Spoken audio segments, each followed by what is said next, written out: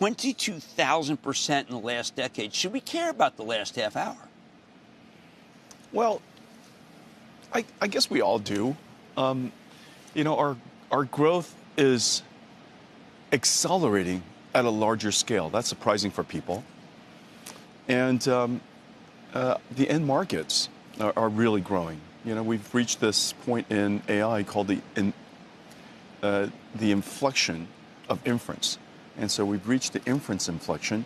And so, you know, our growth is accelerating. We would love to see everybody enjoy it. Well, people got a little trapped by the 500 billion to a trillion, and I like that, over 2025, 2027. What trapped me was that when you said, when we were talking around Michael Dell yesterday, that, Jim, do you remember when I told you that ChatGPT could be big? And I said, well, yeah, I do, 10 years ago. And he goes, NemoClaw. He said, NemoClaw, this may be even bigger. I start my morning with NemoClaw. Could you explain to people why this may be what we're thinking about over the next 5 years and not something involving margins over the last 5 minutes? Well, first of all, I said at the keynote, and I referenced a number I used previously because I want to give everybody a baseline. We need that. And so last year I said that about this point that we had $500 billion of high confidence visibility of Blackwell and Rubin. That's it. Obviously our company sells other things. Right.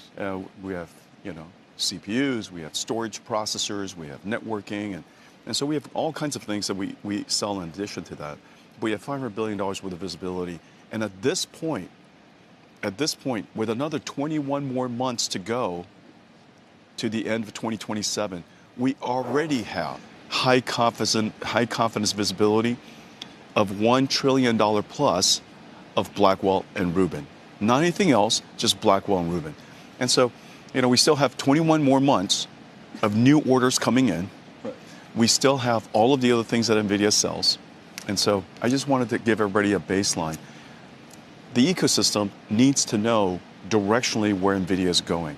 Now, of course, we plan with the supply chain. We help everybody with their capacity building. We prepare all the technology partners so that we can support $1 trillion worth of Blackwell and Rubin. And so it's an incredible thing. You bought Grok in December. Yeah. What I heard yesterday, maybe my biggest takeaway, was it's already going to be making you not money, but a huge amount of money, and that's not part of the trillion. No. Yeah, we started production of Grok version 3. It's a really, really special company, and we're going to add Grok, not to every part. Vera Rubin is so incredible that it's really hard to add value to Vera Rubin.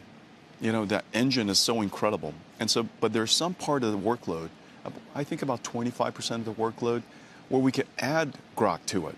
And so for 25% of the workload, we could increase our opportunity even more. And so people will be paying for this. NVIDIA shares slightly lower today as the chip giant kicks off day 2 of its GTC conference in San Jose. Joining us this morning in a CNBC exclusive is NVIDIA's founder and CEO, Jensen Huang, with our Jim Cramer. Hey, Jim. Well, thank you, Carl. Jensen, I just want to point out, someone said to me the stock's down 30 cents. Your stock's up.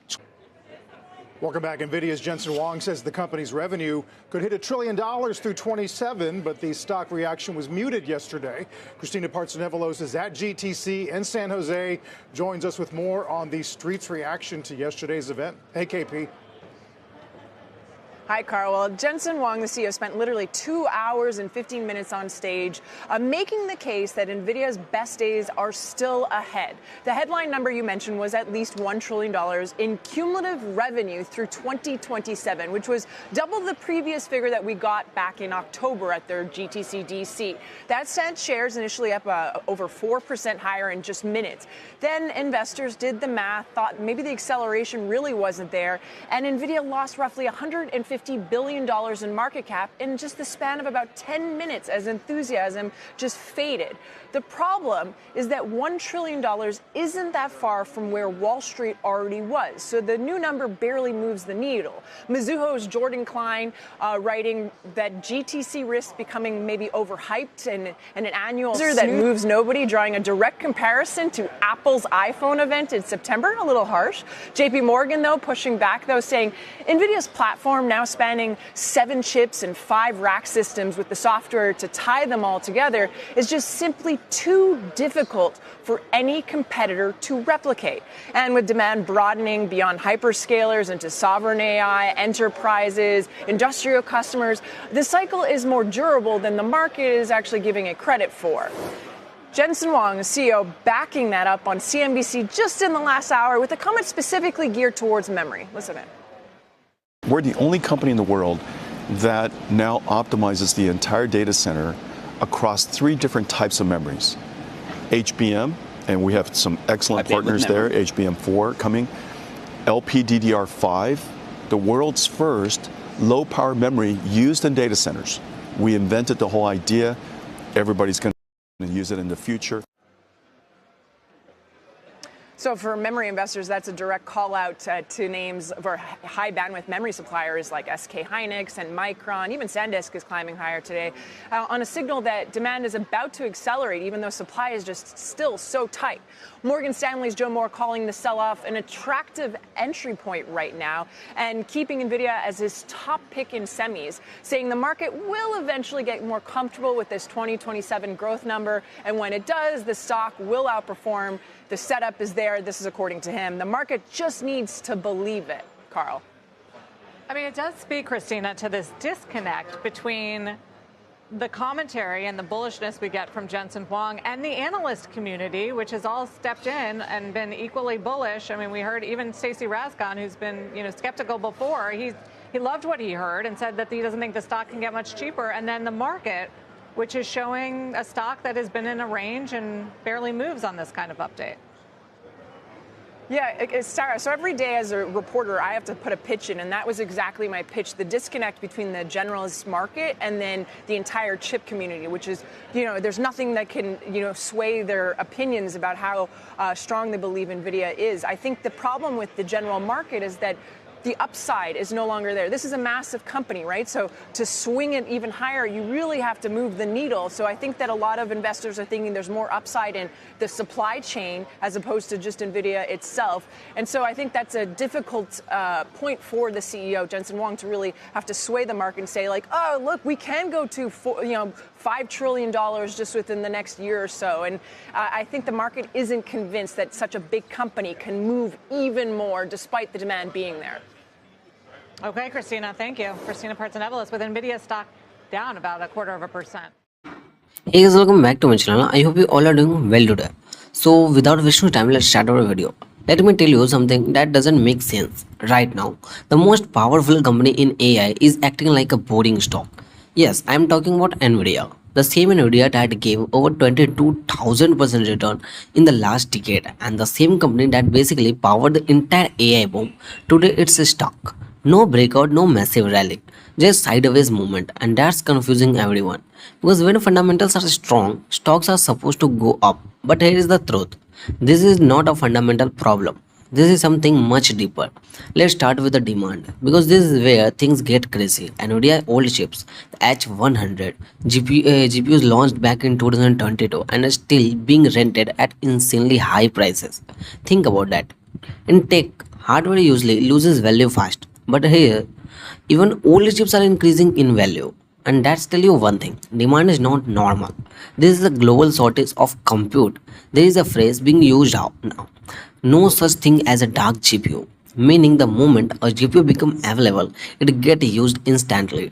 No idle supply, no waiting inventory.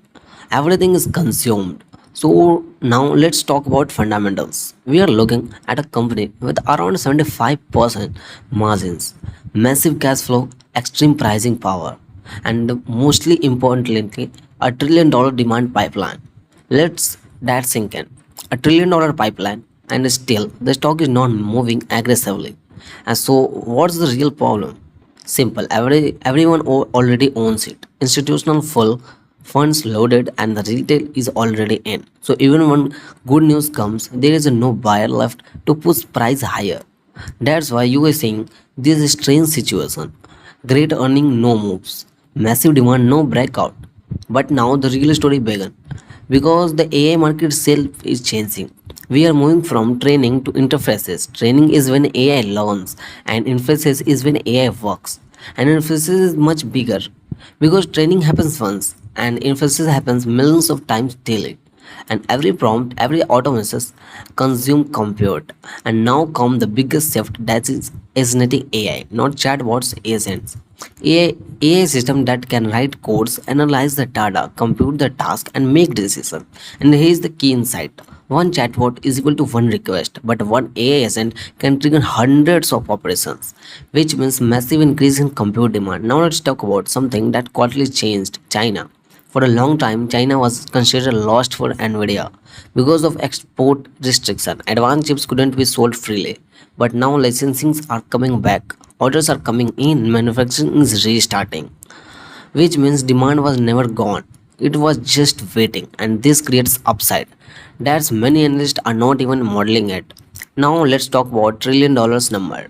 This is not a total company revenue. This is just Blackwell plus Rubin systems. No CPUs, no software, no future products. Just those systems alone could generate $1 trillion by 2027.